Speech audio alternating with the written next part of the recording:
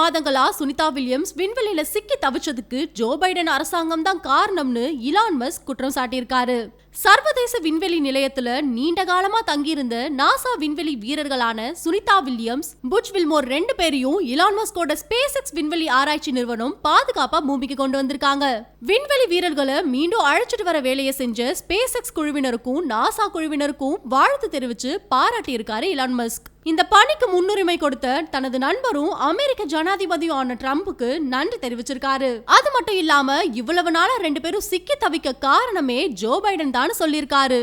விண்வெளி வீரர்களை முன்கூட்டியே திரும்ப கொண்டு வர முயற்சி செஞ்சோன்னு சொன்ன எலான் மஸ்க் ஒரு தனியார் தொலைக்காட்சிக்கு கொடுத்த பேட்டியில, நாங்க விண்வெளி வீரர்களை முன்கூட்டியே திரும்ப கொண்டு வர முன் வந்தோம். விண்வெளி வீரர்கள் 8 நாள் மட்டும்தான் அங்க இருந்திருக்கணும். ஆனா கிட்டத்தட்ட 10 மாசமா மாட்டிக்கிட்டாங்க. வெளிப்படையா சொல்லணும்னா இதுல எந்த அர்த்தமும் இல்ல. ஸ்பேஸ் எக்ஸ் அதிகபட்சம் சில மாசங்களுக்கு முன்னாடியே விண்வெளி வீரர்களை கொண்டு வந்திருக்கலாம். நாங்க அந்த வாய்ப்பை பைடன் நிர்வாகத்துக்கிட்ட கேட்டோம்.